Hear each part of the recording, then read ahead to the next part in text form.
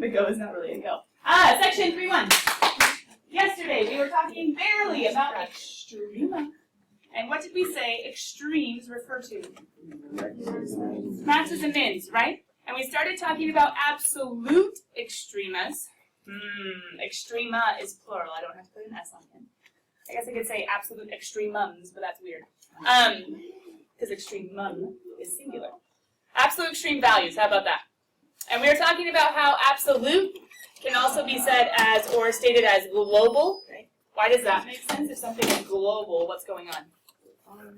Yeah, all around the world. Anyway, global, all-encompassing for the entire thingamabob.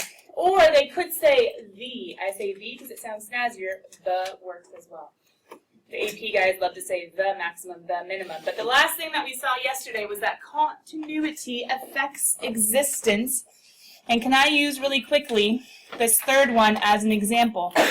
Can anybody in their own words describe to me why there is not a minimum value, an absolute min, or even a relative min of this third function? Katrina. There's no minimum because there's no point there. And it can't be because it gets infinitesimally closer. Exactly. So if you come from the left, if you come from the right, you're going to get infinitesimally closer to this point. But you can't just say, okay, fine, that's not the min, go 1 back. Well, that's way over here. Go 0.1 back. Well, there's still space. How about 0.01 back? There's still space. So the dilemma is it's impossible, if the actual minimum is not there, it's impossible to choose another. Because that is still technically the lowest point. It just doesn't exist, so we say none.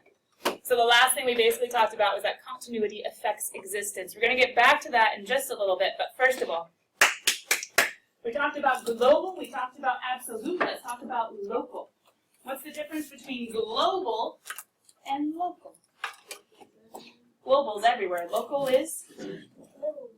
Yeah, for a little region, right? For a little area. Now, local could still be a big-ish area, but it's still for one specific location. Region. Ooh, region, that's a good way of saying it, right? Region kind of refers to geography, but it also refers to an area of the graph. I shouldn't say area. Interval of the graph. Area will have another meaning very, very soon. So Harlot, she's here, everybody. Okay, so I don't know if it gets locked or if it's just It's usually open for like 5 minutes. Are you serious? I honestly think this is just because we're wondering. Because girls are petty and they steal stuff? Essentially, yeah. Yeah. Guys are men, whatever. Girls are oh, free shoes. Why would you bring messy things to school? Maybe you just keep it for like Many people do. Come back. And then the same people that do leave their lockers rigged. Anyway. Local / relative. Wait, relative, okay. You gotta attach these. Local, you think of that, okay, yeah, just for a little area, a little region, etc. It's also called relative. Think absolute truth versus relative truth. Absolute extreme values and relative extreme values for the little region around it, okay? They will occur at the highest or lowest values contained within an open interval. If you want to think about it, you might write yourself a little note. Contained within an open interval does not mean the entire function. It's for a certain region. That might be a good way of saying it. For a particular region, it's the highest, it's the lowest.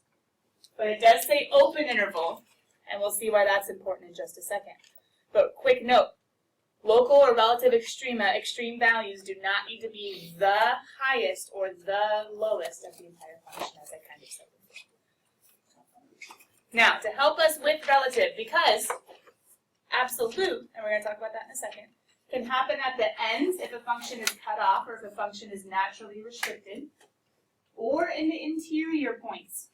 Relative only happen at interior points, only happen on the inside, because if you were to cut it off, relative says only on open intervals, and if it's only on open intervals, the endpoints won't matter because the endpoints aren't included, and as we just talked about with continuity, if they're not included, well, there's not a highest or lowest. So we're just looking, as the book would put it, in the interior. Let me scroll down. In the interior of a function. So this is what's right underneath that note from up above.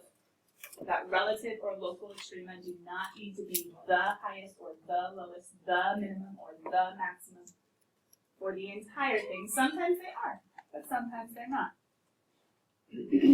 But what we're taking just a quick second to think about is, okay, relative extrema. Inside the function, the highest or the lowest for a certain region, and maybe for the whole thing, but maybe just for a certain region.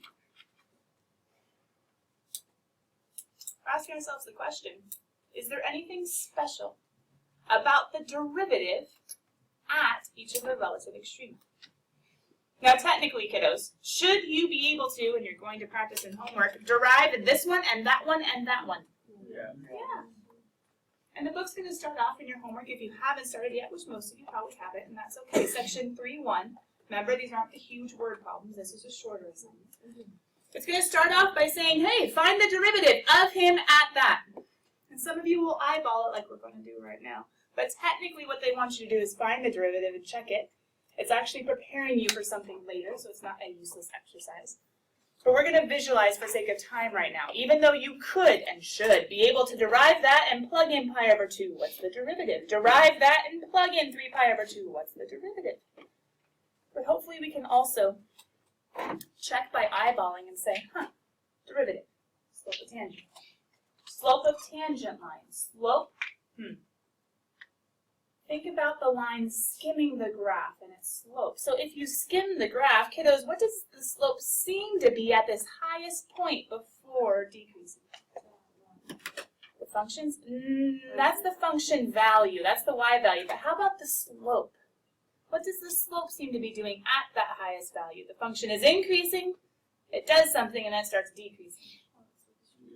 It's like a horizontal line, and a horizontal line has a slope of... Think of it this way in physics. Technically, if you were to throw a baseball and it goes up in the air, position is increasing.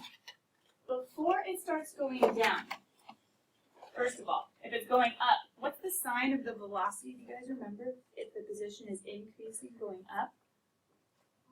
Positive. And then, the ball's going to start decreasing, unless you're like in space somewhere. The ball's going to start decreasing because of gravity coming back down, right? And what kind of sign will velocity have if it's coming down? And IVT says, if you go from a positive to a negative, what has to happen in between? You have to hit 0. You go from a positive number to a negative number, you have to hit 0.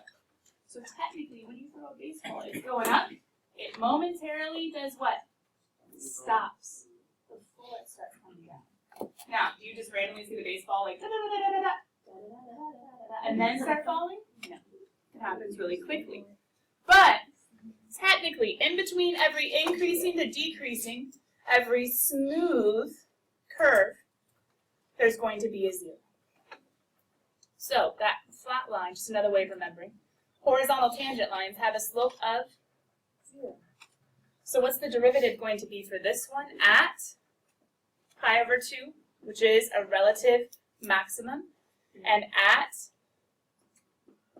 3 pi over 2, which is a relative minimum? Perfect. What other graph is going to have a 0 at the relative max or the relative min? Not the absolute value. We'll get back to him. He's a little funny. But isn't this one a smooth turn too? And if you think about skimming, isn't he going to have a flat line at that point too before he starts decreasing? It's a little bit funny because it's a little bit skewed because the graph isn't perfectly symmetric like the sine curve. But it's still going to have a horizontal pretend that fits. There you go. All better. Smart word please. What's the derivative at 3? At the relative max. If you were to solve and plug in 3, guess what you get? If you were to solve and plug in 3, there we go. What would the slope be just by eyeballing it?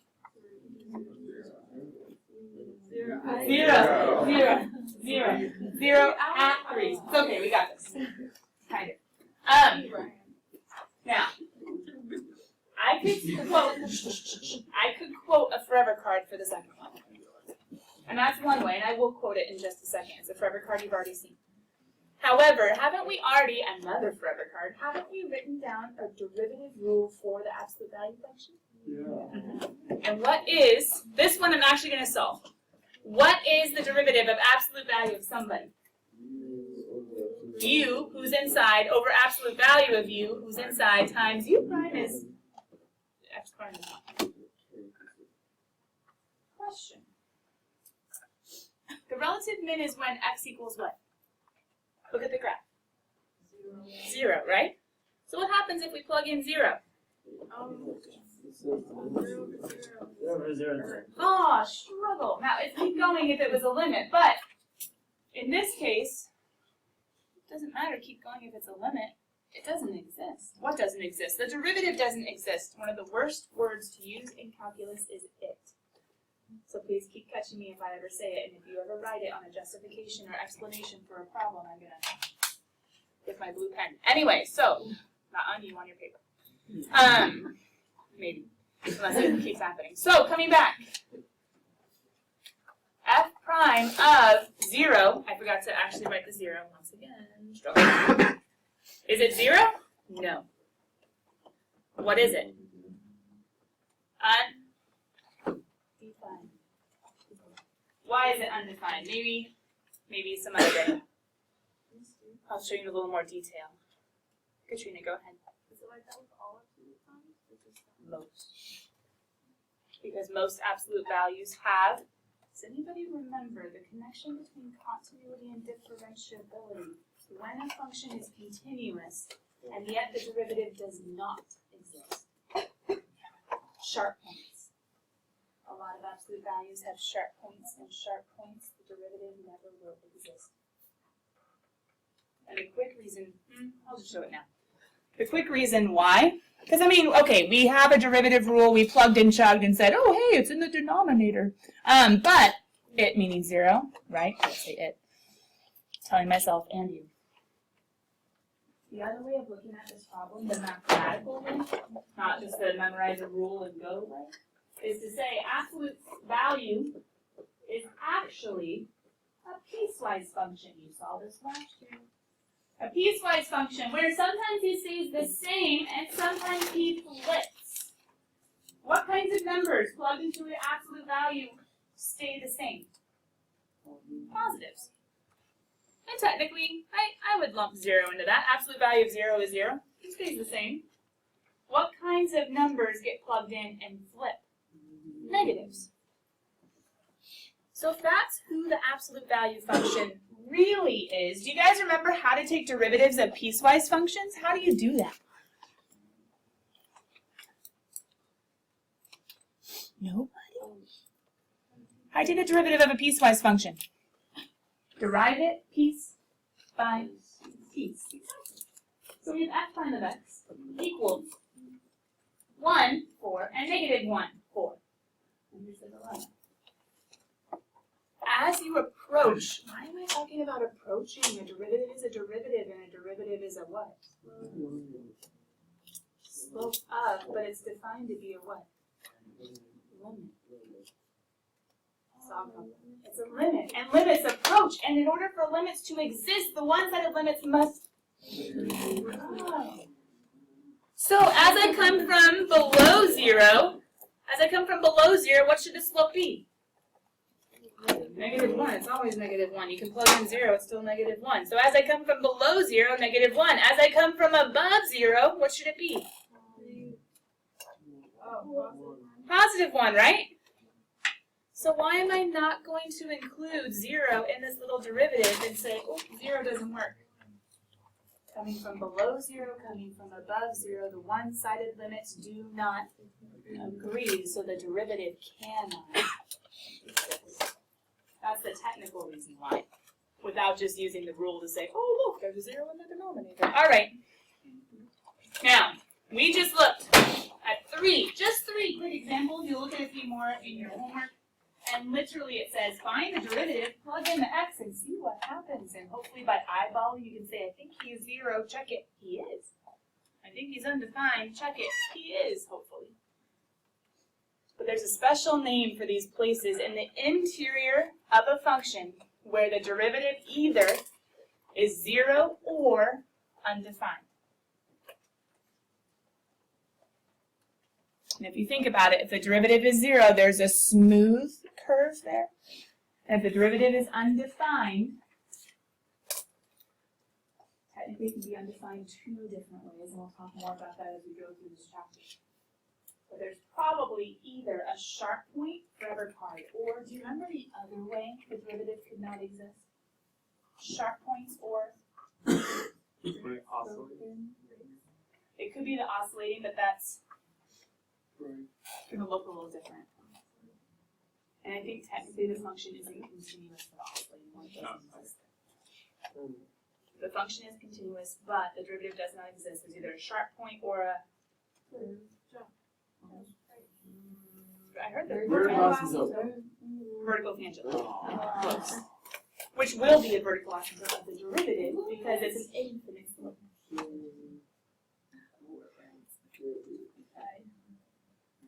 Okay, the special name, critical numbers.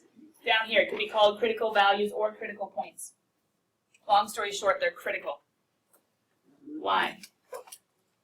Because they're important, so we call them critical? I don't know. But anyway, they're critical. However, before you even care about the zeros and the undefined points of the derivative, first, the function must exist there. If the function does not exist at the point, if the function is not continuous at the point, there is not going to be a derivative anywhere. And especially, there's not going to be a relative max or a relative min. So as long as a function exists at x equals c, and just to warn you, on forever quizzes, wait, why is she doing that forever quizzes right now? Oh, because this is probably a forever card. On forever quizzes, one of the most commonly missed parts of people that do a great job, well-meaning, well-intentioned people. I'll steal that from Chapel. They usually get most of the stuff from this card, but they usually forget what's in green. They usually forget that to be a critical number, first of all, the function must exist at that point. So first, the function must exist. Then the derivative is either 0 or undefined. If either of those are true, then C is a critical number of F.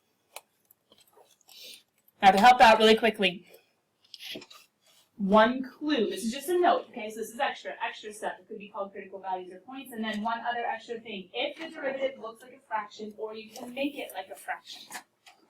If the derivative looks like a fraction, or you can make it like a fraction. For critical numbers, I just want you to think of a pitchfork. A pitchfork on its side. And actually, you saw this pitchfork last year in a little bit different context. It's when we were solving inequalities with rational functions. And if you had something like x plus 2 over x minus 3 greater than 0, we would find things called key numbers. We would put them in a number line. We do a true-false thingamabob to figure out where the answers are or are not. Believe it or not, I was preparing you for this pitchfork, which is not of a function, it's of his derivative. And it's not for the sake of inequalities, it's for the sake of finding relative extrema. Long story short, if you set the top equal to 0, that's how you find the zeros of the derivative, which are probably going to be the horizontal tangent lines.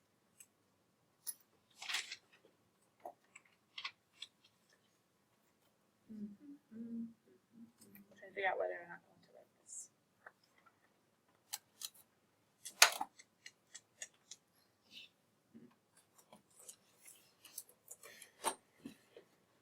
Let's go ahead and write it. What's HTL stand for? Bingo. Not the horizontal line test, that's HLT.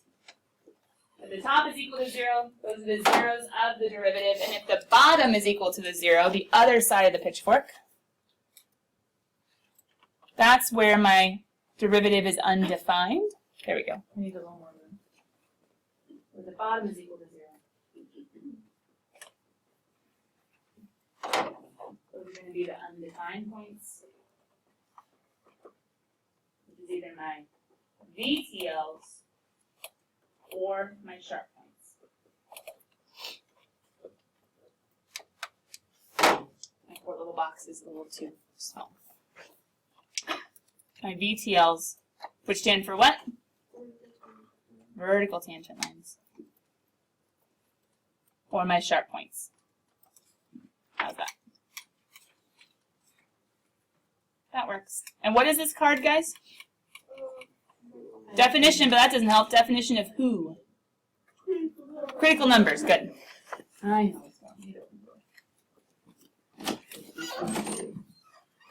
So all of this leads us up to the following. All of this leads us up to the following. We talked about in the very first page. Oops. Okay. Continuity affects existence of absolute extrema. Doesn't mean that if there's some sort of discontinuous, something left out, someone left out, you can't have a highest or lowest. But you're only guaranteed a highest or lowest if you have a continuous function on a closed interval. Second of all, we talked about in the interior of a function, not just at the endpoints, in the interior you could have, or you might have, relative extrema that might also be absolute extrema. We talked about what those special places are called, critical numbers, where the derivative is 0 or undefined, basically how we could find them if we didn't have a graph. And that leads us up to, in just a second, a very important theorem. Hold on, first. I actually forgot I wanted to do this first. We have a random function. Who is he? I don't know. But there's this graph. The AP loves to do this. Give everyone in your group a high 5. Nope, give a high 10, maybe 2. Go. Everyone in your group. Well, that's a highlight. Something lame. How about you? How about we did, Sarah? All right, come back. Yeah. All right, come back. The AP loves to give you some randomish function and just say, hey, I don't know who he is, but he's f of x. Or we're not going to tell you who he is, but he's f of x. I want you guys to help me out real quick. We're going to move from the left to the right, and we're going to label each and every one of those points that I've marked as a relative and or, it could be both, absolute, maximum, or minimum. I didn't want to put all those words up there. So either as a relative and or, could be both, absolute, maximum, or minimum of f of x on this certain cut interval from a to b. First of all, is f of x continuous? Yeah, I don't see any holes or vertical asymptotes. Okay, so he has to have a lowest and he has to have a highest, but he might have some relative ones along the way. Question. First of all, endpoint or critical number? Endpoint. Let's first label who they are. This one's an endpoint. We'll come back. Endpoint or critical number? Critical number. And what kind of critical number? Can you tell? F prime equals 0 or undefined? Good. Because it's a smooth curve, right? We'll come back. The next one, critical number or endpoint? Critical number, right? F prime equal to 0 or undefined?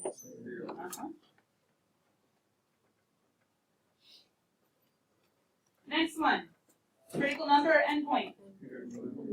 Critical number. F prime equal to 0 or undefined? Nice. Why? So what he says should be the slope and what he says should be the slope do not agree. The derivative does not exist. Endpoint or critical number? So nothing necessarily special about his slope or his derivative, and nothing necessarily special about his slope or his derivative. Okay, now, I don't exactly remember where all these things are. I can find them. The one on the far left. Absolute and or relative, maximum and or minimum. There he is. What do you guys say? Absolute minimum. Why? The bottom. He's the very lowest. Why isn't he relative? Because he's not in the interior. Yes. He's not in the interior. He's on the end. So therefore, let's see if you're right. Now, Some books would call him a local, but guess what? Praise the Lord, ours doesn't. The BC book does. Nope. And the AP guys don't call him a local either. If we redefine local, we could say coming from one side, blah, blah, blah. Let's just stop. He's an absolute min. Okay, remember next one. Local or relative max. Why not absolute? It goes higher over here. Can't be true globally, but in the local region, oh yeah, he's the max, right? So he's a local or a relative max. Oh, I just lost my phone. Poor little guy. We'll come back.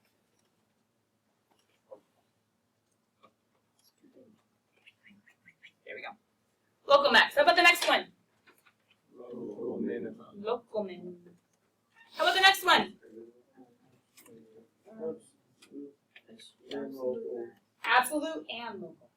He's local in his little region. He's in the interior, he's not in the endpoint, and he's the very, very highest of everybody. So he's relative and he's absolute. Oh, he's there somewhere. There he is. Da, da, da, da, da. Let me try to get my little point back though. And just to remind us of who he was again. He was a critical number, and his F prime did not exist. It was undefined. Last one. Yeah, some people would call him a local min, but technically, according to our definition, is he in the interior? No. Is he an absolute? No. So he's not really anybody special.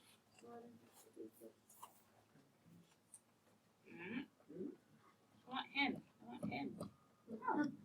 He's an endpoint. That's it. That's it.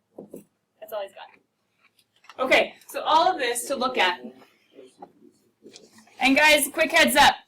This section was really important to introduce you to what are critical numbers, where do relative extrema occur, but the most important thing of section 3.1 was absolute extrema. And that's why on this next page, we need to talk about first the extreme value theorem, and then steps to solve for absolute extrema. Extreme value theorem. Uh-oh. What other theorems have we had so far this year? Intermediate value theorem. Intermediate value theorem. IVT. Even the AP guys know that one. IVT. That was the height example. Once in my life I was 2 feet. Now I'm 6 something. I had to be 5 something at some point. Just a while ago. Right? Sometimes not. Sometimes.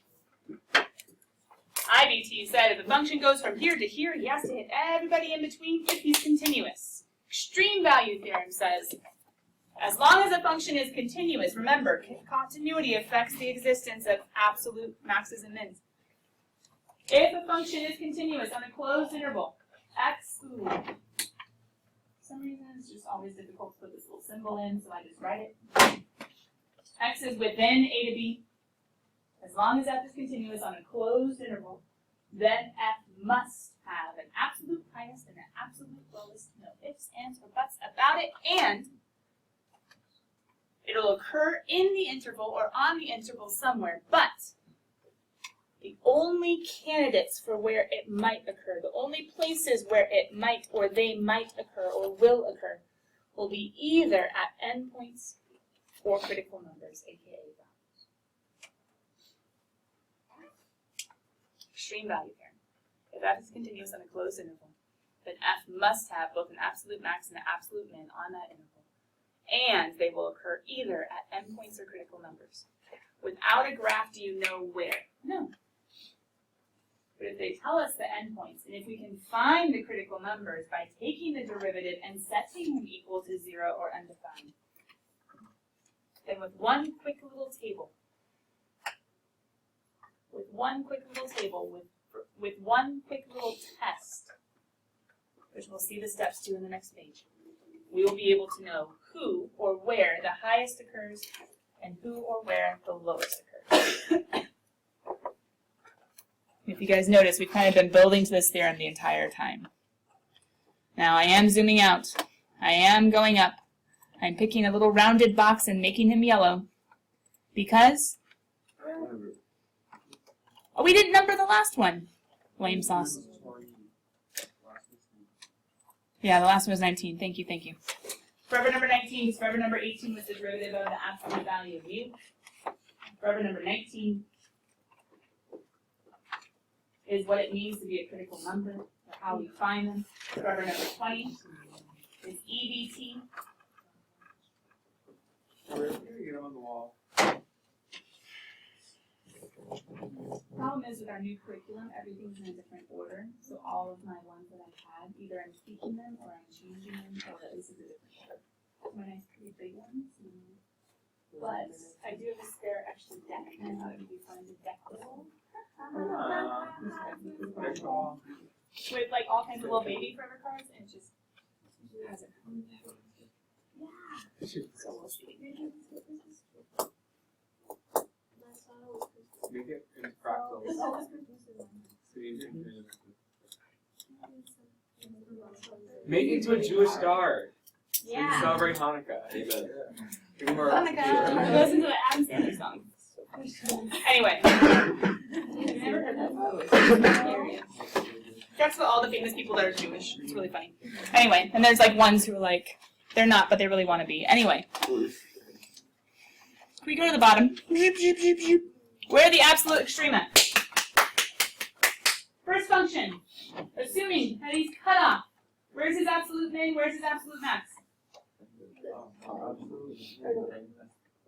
Right? Couldn't you say the absolute max happens at the first relative max? Is that a way of thinking as we move right to left? How can you describe where the absolute min is? Yeah, the first local min or relative min. Okay. Absolute max, absolute min happens when the derivative is equal to 0 at the first local or relative max at the first local relative min. Did the endpoints have any bearing on that one? How about this one? Where's the absolute max? Oh, there's no relative. That's okay. The absolute max happens at the first endpoint, and then the absolute min happens at the second endpoint. How about him? The absolute min happens at the first endpoint, and the absolute max happens at the first local or relative. I just wrote max. And what would the derivative be at? I was having people on purpose, and I forgot.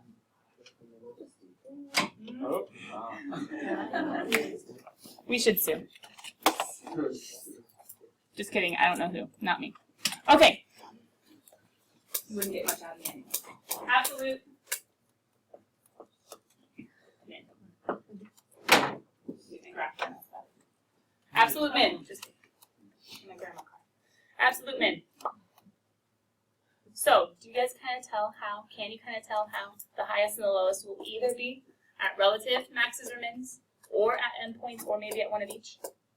So we have to test them, because without a picture, without a graph, how are we supposed to figure this out? Well, we follow these steps, and if we follow these steps, guess what? This is the last page of notes, and then we just have examples till the end. We follow these steps. Oh, they're ridiculous! Wait, no. No, they're not. No, they're not. Because the steps are finding absolute extrema, the minimum and the maximum. The minimum and the maximum, isn't it, somebody? Is to find the critical numbers in the interval A to B. Who cares about the ones outside? If it's only looking at A to B, who cares about anything else? Wait, how do we find critical numbers? Just to remind ourselves really quickly. You find f prime, and what do? If he has a top, you set the top equal to 0, and if he has a bottom, you set the bottom equal to 0, right? Page 4. If he doesn't have a bottom, well, forget about it. Don't look at bottom equal to 0 because he doesn't have one. Or he does, it's an understood 1, but can't be 0. Anyway. Find critical numbers. Okay. Find endpoints. I don't tell you that because they're going to give them to you if they're asking for absolute extrema. Okay, fine. B. Evaluate F. Evaluate who? Literally, I wanted you to say it. Evaluate who? F. Not F prime. most common mistake. Evaluate f at each critical number in x within a to b. Letter C, evaluate who? F, the original function, not the derivative, at each endpoint of x within a to b.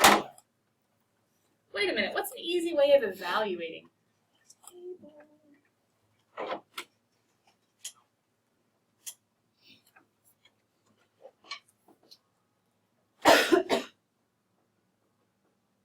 Literally. Or if you want to be super AP-ish, you can do it all snazzily and not do a vertical table, you can do a horizontal table. That's what they'll always do. We'll be all snazzy and do it that way. Either way, you take your special x's. Which ones? The critical numbers and the endpoints. The critical numbers and the endpoints. Each endpoint, whatever. Evaluate who again? F.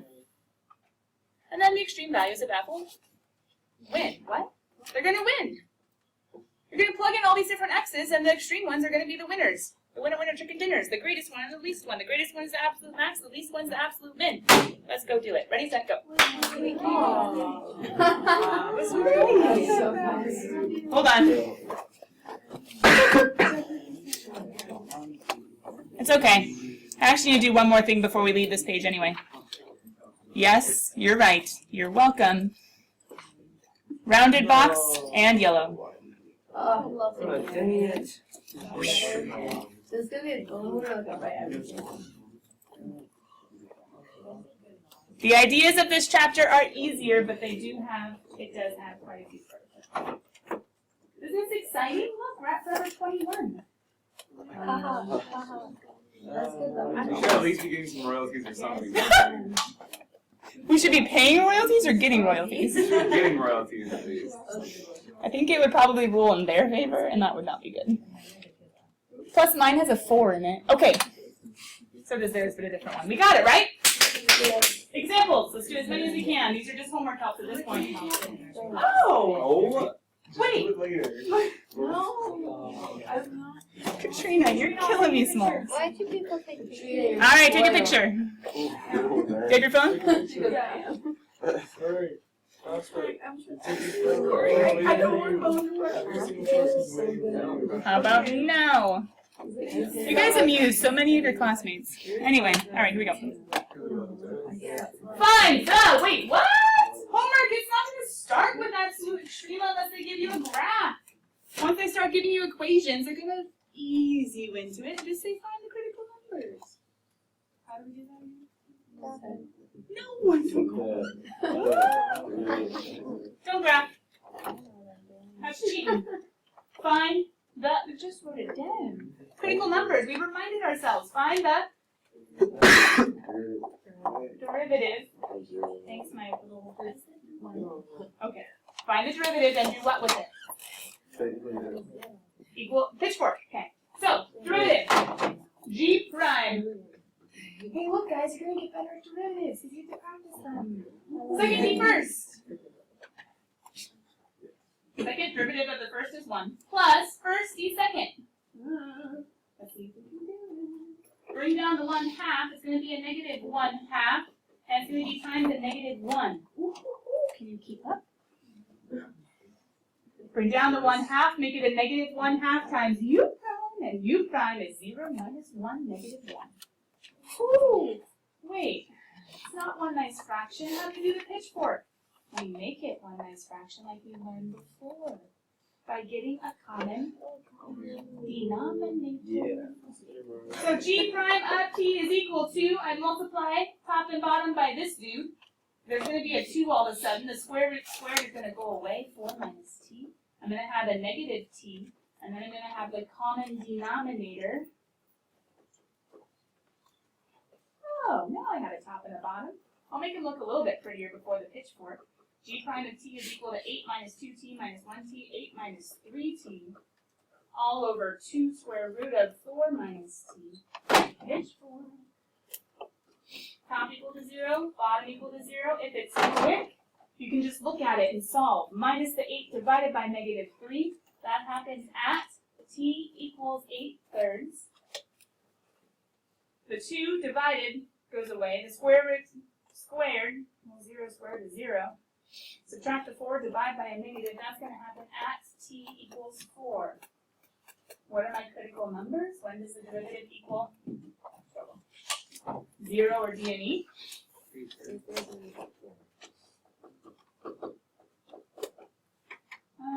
because I like putting them in order. When 8/3 go first?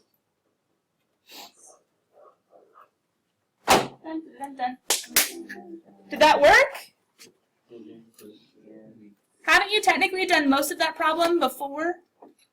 Take a derivative, simplify to make it pretty, to make it match, and then all you have to do, critical number, pitchfork, boop, boop, boop. Now, kiddos, I could do another one, but I want to do one absolute value-ish one. Or sorry, absolute extrema-ish one. Absolute extrema-ish one. Oh no, I see the endpoints. Steps. What was step number 1? Find the. Okay, number 26, derivatives easy. Go find me critical numbers real fast.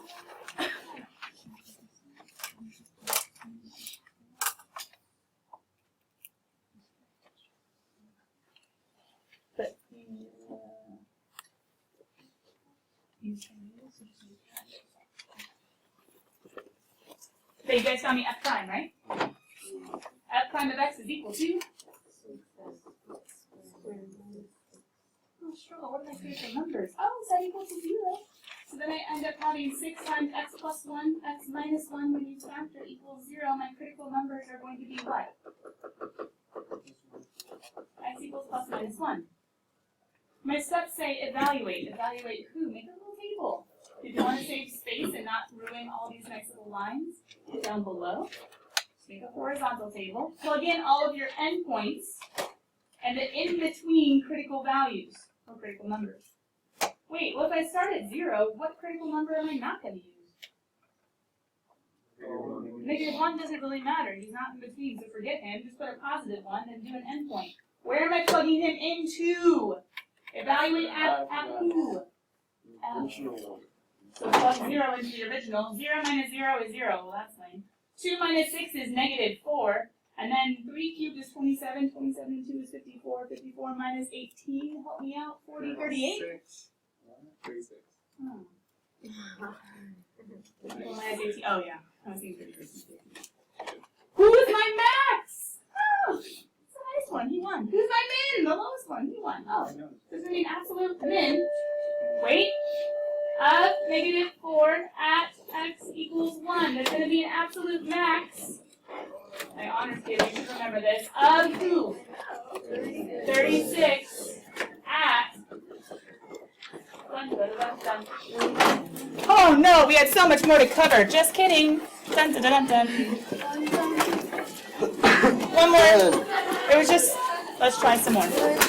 So kiddos, fully attend homework by tomorrow. We're going to do a couple examples to make sure that no function is stressing you. But you're deriving and you're following the steps.